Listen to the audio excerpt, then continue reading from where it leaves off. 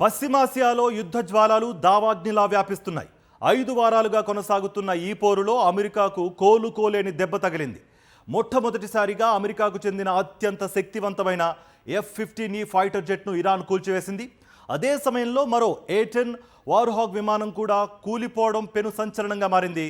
అగ్రరాజ్యం తన సైనిక పటిమపై ధీమాగా ఉన్న వేళ ఇరాన్ ఎదురుదాడి ఇప్పుడు పెంటగాన్ను ఉక్కిరిబిక్కిరి చేస్తోంది.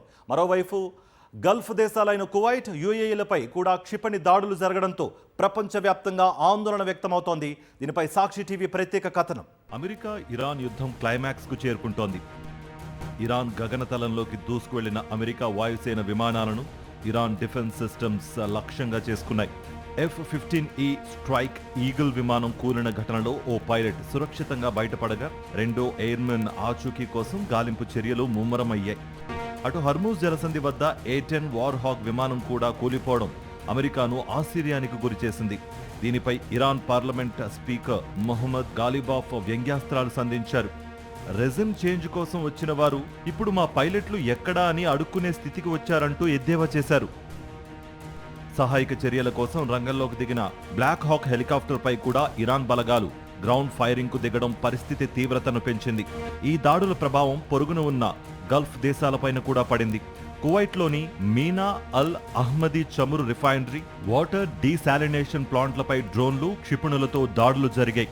అటు అబుదాబిలోని హబ్షాన్ గ్యాస్ ఫెసిలిటీలో కూడా భారీ అగ్ని ప్రమాదం సంభవించింది. యుద్ధం ఇరాన్కే పరిమితం కాలేదు. లెబనాన్ రాజధాని బీరూట్పై ఇజ్రాయెల్ దాడులు ముమ్మరం చేయడంతో లక్షలాది మంది ప్రజలు నిరాశ్రయులయ్యారు. అటు ఇరాన్, హెజ్బుల్లాలు ఇజ్రాయెల్ భూభాగంపైకి క్షిపణులను ప్రయోగిస్తున్నాయి. యుద్ధం మిగులుస్తున్న విషాదం అంతా ఇంతా కాదు. ఇరాన్లో 1607 మంది పౌరులు మృతి చెందారు. వీళ్లలో 244 మంది చిన్నారులున్నారు. లెబనాన్లో 1345 మంది మృతి చెందగా అమెరికాకు చెందిన 13 మంది సైనికులు చనిపోయారు. ఇజ్రాయెల్లో 17 మంది మృతి చెందారు.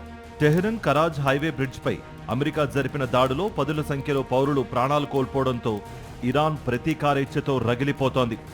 ఇరు పక్షాల మధ్య దాడులు, ప్రతిదాడులతో మధ్యప్రాచ్యం అగ్నిగుండంగా మారింది.